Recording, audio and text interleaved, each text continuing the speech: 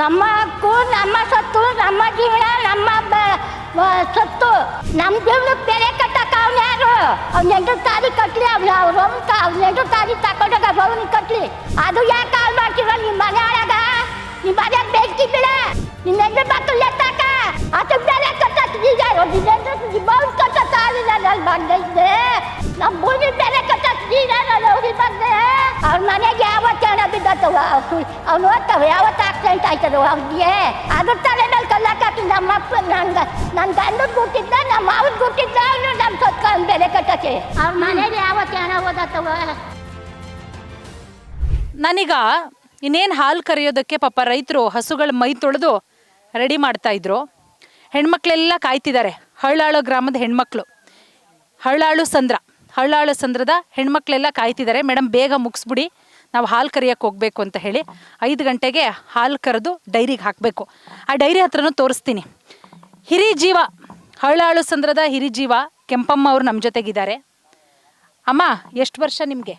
ನನಗೆ 80 ವರ್ಷ ಆಗಿರ್ಬೇಕು. ಚೂರು ಜೋರಾಗಿ ಮಾತಾಡಿ. 80 ವರ್ಷ ಆಗಿರ್ಬೇಕು. ಜಾಸ್ತಿ ಆಗೈತಾ? ಅಷ್ಟೇನಾ? ಅಷ್ಟೇ 80 ಆಗದೆ. ಹಾಂ, 80 ಆಗೈದೆ. ಎಷ್ಟು ವರ್ಷದಿಂದ ಇಲ್ಲಿ ನೀವು ರೈತರು? ನಮ್ಮ ಹಕ್ಕು, ನಮ್ಮ ಸತ್ತು, ನಮ್ಮ ಜೀವನ, ನಮ್ಮ ಸತ್ತು. ನಮ್ಮ ಜೀವನಕ್ಕೆ ಬೆಲೆ ಕಟ್ಟಕ್ಕೆ ಅವ್ನು ಯಾರು? ಅವ್ನು ಎಲ್ರಿಗೂ ಅವ್ನು ಕಟ್ಟಿ ತಾಲಿಲ್ಲ. ನಮ್ಮ ಜೀವನಕ್ಕೆ ಭೂಮಿ ತಾಯಿಗೆ ಬೆಲೆ ಕಟ್ಟಕ್ಕೆ ಅವನಲ್ಲ. ಅವ್ನು 8 ತಾರೀಕು ಕಟ್ಟಲಿ, ಅವ್ನು 8 ತಾರೀಕು ತಗೊಂಡಾಗ ಅವ್ನು ಕಟ್ಟಲಿ, ಅವ್ನು ಬೆಲೆ ಕಟ್ಟಲಿ. ನಮ್ಮ ಭೂಮಿ ತಾಯಿಗೆ ಬೆಲೆ ಕಟ್ಟಕ್ಕೆ ಅವನಲ್ಲ. ಹಂಚು ಕಡ್ಡಿ ಕುಯ್ತಾರೆ, ಹಂಗೆ ಬೀಜ ಆಯ್ತಾರೆ, ಇಸ್ಕೊಂಡು ಆಯ್ಕೊಂಡು ಏನೋ ಪೀಚ್ ಕಟ್ಟಿ ಜೀವನ ಮಾಡ್ತಾರೆ. 5 ಲೀಟ್ರ್ ಹಾಲು ಹಾಕೋತಾರೆ, ಜೀವನ ಮಾಡ್ತಾರೆ. ಅದು ಯಾಕೆ ಕಾಲ್ ಮಾಡ್ತೀರ? ನಿಮ್ಮ ಮನೆ ಒಳಗ ನಿಮ್ಮ ಮನೆಯಾಗ ಬೆಂಕಿ ಬೀಳ, ನಿಮ್ಮ ಹೆಣ್ಣು ಮಕ್ಕಳು ಎತ್ತಾಕ ನಿಮ್ಮನ್ನು ತಗೊಂಡಾಗ ದುಡ್ಡು ಮೇಲೆ ಕುಳಿತ ನನ್ನ ಮಗ್ಳಾಕ ಮುಚ್ಚಿನ ಬಾಟ್ರಲ್ಲ ಯಾಕೆ ಸಾಯ್ತೀರ? ನಿಮ್ಮ ಮನೆಯಾಗ ಬೆಂಕಿ ಬೀಳ. ನಮ್ಮ ಅತ್ತೆ ಮಾವ ಸಂಪಾದಿಸಿರೋದ 6 ಕಾಸಿಂದ 3 ಕಾಸಿಂದ ಜೀವನ ಮಾಡ್ತೀವಿ.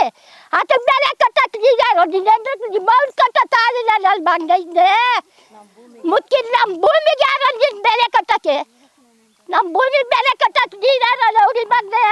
ಅಮ್ಮ ಈಗ ಅಮ್ಮ ಬನ್ನಿ ಎಲ್ಲ ಬನ್ನಿ. ಹಳ್ಳಾಳಸಂದ್ರ ಗ್ರಾಮದ ಹೆಣ್ಮಕ್ಳೆಲ್ಲ ಬಂದಿದ್ದಾರೆ. ಅಮ್ಮ, ಈಗ ನಾವು ಅಲ್ಲೊಂದು ಹೊಸ ನೀರಿನ ಟ್ಯಾಂಕ್ ಆಗ್ತಿದೆ, ಅಲ್ಲಿ ಹೋಗ್ಬಿಟ್ಟು ನಿಂತ್ಕೊಂಡು ಎಲ್ಲ ತೋರಿಸಿದ್ವಿ.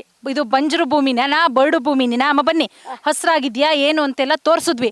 ನಾವೆಲ್ಲೇ ನೋಡಿದ್ರು ಅಡಿಕೆ ತೋಟ, ತೆಂಗಿನ ತೋಟ, ಪಪ್ಪಾಯಿ, ರೇಷ್ಮೆ ಇದೇ ನಮ್ಮ ಕಣ್ಣಿಗೆ ಕಾಣಿಸ್ತಾ ಇದೆ. ಎಲ್ಲ ಕಡೆ ನೋಡಿದ್ರೆ ಹಸು ಕರುಗಳು, ಒಂದು 4 ಆಡು ಸಾಕೊಂಡಿದ್ದೀರಾ, 10-6 ಲೀಟ್ರ್ ಹಾಲು ಕರೆದು ಒಯ್ತೀರಾ, ಬೆಳೆ ಬೆಳಿತೀರಾ. DK ಶಿವಕುಮಾರ್ ಅವರು ಕೊಡೋ ಪುಡುಗಾಸಿಗೆ ನಾವು ಆಸೆ ಪಡಲ್ಲ ಅಂತ ಹೇಳ್ತಾ ಇದ್ದೀರಾ. ಅಮ್ಮ, ನಿಮ್ಗೆ ಎಷ್ಟು ಎಕರೆ ಜಮೀನು ಐತೆ? ಎಷ್ಟು ಜನ ಮಕ್ಕಳು? ನಿಮ್ಮ ಮಕ್ಕಳು ಏನು ಹೇಳ್ತಾರೆ? ನಮ್ಗೆ 6 ಜನ ಮಕ್ಕಳು. ನಮ್ಗೆ 5 ಇದಿತ್ತು, ಆಗೋಯ್ತು.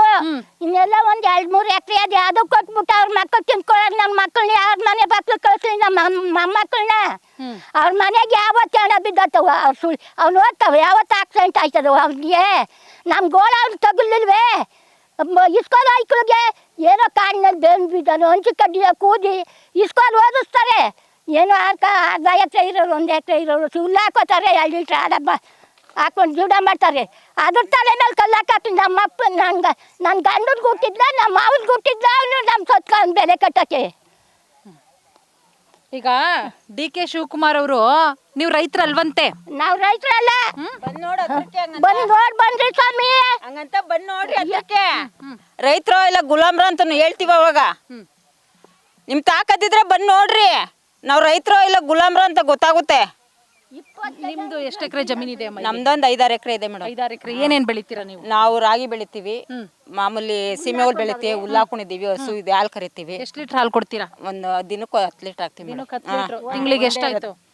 ಎಷ್ಟಾಯ್ತು ನೀವೇ ಲೆಕ್ಕ ಹಾಕಿ ಮೇಡಮ್.